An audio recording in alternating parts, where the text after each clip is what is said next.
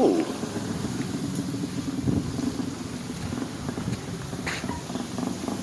I will have to note that. That's a damn good price. And they just fully renovated this with new wall, new everything. See, this is a nice house. So to have something like that, very, very attractive. Shit.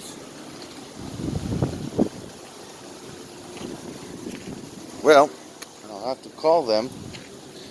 That could be my new little fortress, maybe. Or if some other expat who watches this does rent it, it's very close to my current apartment, I'd come take a space there. I'm only in town 2 or 3 weeks a month at tops because I travel to places for the show. So, if you want a clean, quiet, very sociable, so I can help you meet people too. So it's a win-win for the new expat coming over and looking to be plugged into Gensan right away. See little batchy dogs. Get out of here. Shoo, you little flea biter. That's a real tiny one over there by the gate. So, shoo, shoo, shoo. You don't let them get too close to you just in case they're nippers. There's bite centers everywhere here. Now, I haven't been bit yet, and I walk 30 kilometers a day in 4 major cities, but obviously some people are stupid and will walk over and just pet that stray mean dog. In fact, I used to make fun of retards doing that in Mexico, because the dogs there are even meaner than here. Here, at least, there's garbage everywhere they can eat, right? So here's another dilapidated little mansion, but this one's for sale. Like, something like that one, I would buy something like that and totally renovate the shit out of it. And you could probably renovate it all for about 15 to 20,000 Canadian, which is really not a lot of money. Hey folks, how are you? But no, it's one of these things where property over here is really cheap, especially in Gensan. And I mean, they say, oh, well, you're right on the ocean. Maybe. You're pretty far from the ocean here. It has to be a pretty damn big tsunami to get you. Yeah, I walk there, but I walk, like I said, 30 clicks a day. I'm a fool. But I've also added 3 holes to my belt, so it's doing its job. But no, the point to this blog originally, before I get distracted by that for rent sign, was, how the business environment over here is, and how, let's watch this guy go through that puddle and wipe out. Bummer. It would have been sweet video. Anyways, so I've seen it happen a couple of times. I just didn't have the camera out, wasn't blogging. So, it's one of these things where the original posting was going to be about business over here, and I've already talked about the lack of hygiene standards. They don't understand germs or bleach or bacteria or any of that stuff. So that is part of the reason why a lot of the quote-unquote street food or restaurant food, even from major franchises, can be dangerous for us Westerners who are used to clean food. Our bellies aren't strong like these people, and so we get sick. It's just the way it is, right? Now, with me, I deliberately go out of my way to teach my staff Western style techniques of sanitation and hygiene, so that at least my place is Western clean. In fact, I even advertise it like that on Facebook. But there's a guy who runs a page here. I'm not going to say the page because I'm not a jerk like that, but and I was called a snowflake, which for people who know me, that's hilarious, because I said, hey, he's like complaining how a lot of the girls here can't cook. Well, they can't in North America either, but that's another topic for another post. People just don't have these skills anymore on the average. Some do have them, but on average, and average means a majority, they don't. So he's complaining he can't find a Filipino over here who can cook. And I said in the reply post that it was more important to teach them about sanitation and food handling practices first. Start that as the intro to cooking, And then I was called a snowflake. And woke. And then, a 2-hour rant from other people about I must have been wearing my mask. And as most people know, I am among the non-partaking in any of the tomfoolery that happened a few years back, and part of the reason why my channel is new and has so few subscribers. Rule. And I've only actually met one Filipino, which I dated. I actually liked her a lot. Who openly was like, nope, not me, not doing it, wasn't going to do it. Quit work for 6 months because of it. Hey, respect. Because over here, yeah, you don't make enough as it is to be saving any money, to be unemployed for a few months based on a strength of character, we'll call it. I think that's a great way to put it. Especially when there's so much pressure, right?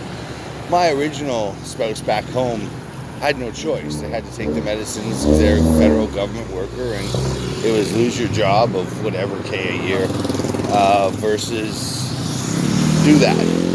But me, none of my kids, none of that happened. We were like, nope, because as people who know who I am, no, I have a scientific background and things just don't add up. So this is also, when we come back to the original topic here, because we're kind of getting onto a tangent, but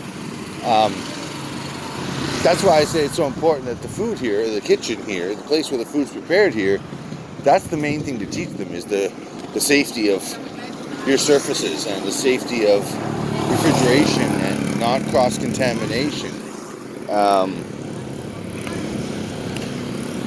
Now, if I do leave, I'm going to give my business away and go work in Indonesia and just focus on just the cartoon, probably. Because I am bummed out. I've done no work on it in a month because I don't have money to pay the local artists. And it sucks because they don't need a lot. But unfortunately, if there's none, right? I mean, none is still zero. Hence the whole anything times zero is zero. But what happens is I was of the opinion, when I first came here, that the amount I had set aside would be more than enough. But when you're making a production like mine and dealing with people online, let's just say there's room for error. Now, of course, the budget I started with was ridiculously low by what we'll call Hollywood standards or animation production standards, because I did this, on my own, pretty much. One or two small, locally investors. And I'm looking for more now, obviously. And you guys have heard about that in the other postings. There's the stock posting and blah, blah, blah. So, but some of my postings, I'm surprised. Like, really boring ones, we can get like 500-600 hits already in like 2-3 weeks. And then other really good posts that are full of information are like 2. So I'm not sure if it's a length thing, like is the smaller ones going into shorts and so they get more posting. If so, I'll just go back to the keep everything under 10-minute rule, but I was trying to avoid that. Anyways, so it is something when you're here, if you're coming over, that you be careful where you eat. And I don't want to cheapen the experience for you, for sure, because there are some amazing foods here. But just, don't think that franchises are better, because they're even worse, to be honest, because everything is processed in some far-off plant, and then shipped, and then it's cooked and prepared by people with zero skill sets. Like I said, the average person here does not know how to cook. They can make rice in a rice cooker, but soaking a 3-year-old in Canada. So, realistic, I know, because I used to make my kids make the rice for sushi at our sushi stores. But what happens is, spices, they don't really understand. Like, you can't even find half of the spices in grocery stores. Celery salt for Caesars over here, non-existent. Also can't find Clamato juice to save my life, so I had to start making my own. I've almost perfected the tomato to clam juice mix, actually, so I guess I get that extra skill I get to add to my sheet. But no, it's one of these things where there's a lot of ingredients, just raw things you need, that we take for granted in the West that don't exist here. Can't even import them. Like, I've been working on importing Guinness from my bar for all the expats that are from the Emerald Isle for like 2 months since I opened up. I now finally found a source out of Manila, but it's going to take like a month for my shipment of 24 cans to get here. And I admit I'm paying almost $3 Canadian per can, so I'm going to have to sell it for like 250 or 300 peso a beer, when the average beer is 60 peso. Luckily, it's a canned product, so it'll just sit and get dusty. It won't matter. I ordered the kind with the wedge, of course, because I want it to stay tasty. But no, it's one of these things where, once again, that comes back to one of the business postings. I don't want to get too much down to that. Let's stick to like the food side of things, right? And the food side of things is this: if you're on a specialty diet, if you're one of those people who can't eat this and can't eat that, you're going to find it real hard to find anywhere here that's salt-free or gluten-free. Or, well, not gluten-free, that's not true. I mean, rice has some gluten in it, I'm told. Different strains do. But definitely salt-free, you're not finding. And I have at least 10 Westerners with fixated diets where they actually bring me food to my restaurant to serve them because they can't get what they need here, and they don't have kitchens in their hotels. And even if they did, they're not cooks either, right? So there is that little thing, you know, and the partners that are at the place now, that's how I'm able to do all this now with the GC1 visa, but I don't know if they're going to carry it on if I leave, right? And past couple nights, we've actually had some people coming in and starting to pick up. I see the place could easily substantiate itself eventually, right?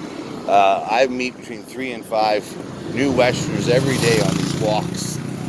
Normally they're after I shut the camera off, just because on the walk where you see, I know you guys keep seeing the same thing and just listening to my voice. It's, this isn't where the Westerners are. They're in the malls, in the air-conditioned areas. And so it's like, yeah, I see them, I walk right up, I chat it up. It is how it is. And if you are a shy person over here, it'll suck just like being in North America. You have to be somewhat outgoing pretty much anywhere you go to stand a chance at making friends, right? And it's one of those things where if you are worried about, you know, whatever you're worried about that keeps you shy, you don't have to worry about that here. If you're a Westerner here, in Gen's at least, they absolutely love you. So they're happy to chat with you. Now, some of them are embarrassed of their English skills. That's fine. Just don't make fun of them about it or call them out about it, right? I mean, would you want them doing the same to you if you're trying to speak Tagalog or Bisaya? No, of course not, right? Just common courtesy. And I actually have bumped into Westerners who make fun of them to their faces. And I'm like, bro, what are you doing? Especially because they were two cute young girls that wanted to get to know him. He could easily have been with them. But he was a social misfit who didn't understand social cues. So he made them feel stupid and they wandered off. So it is what it is. I did have the similar thing last night when I was walking home. I met 3 gorgeous little drunk ladies walking back from Tuna Fest. And so I chatted them up.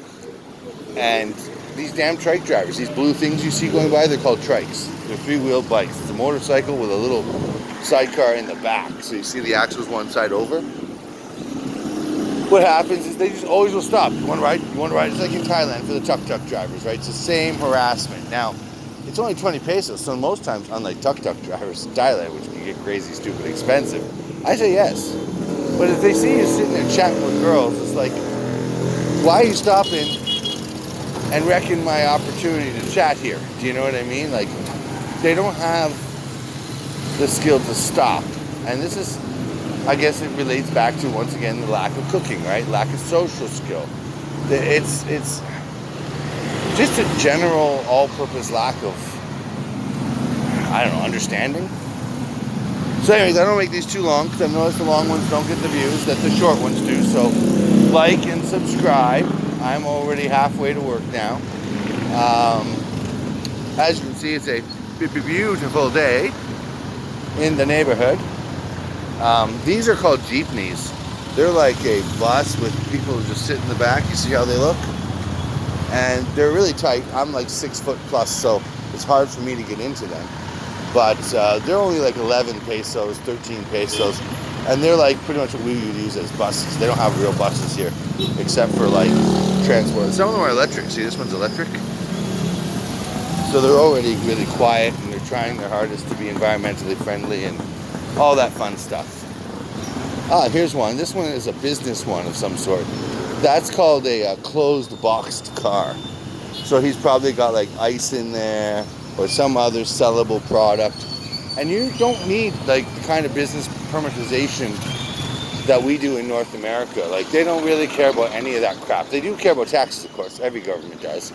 But I mean, you can just stop your bike, if it's like that, anywhere, outside a festival, outside a church, and just set up shop and start selling shit.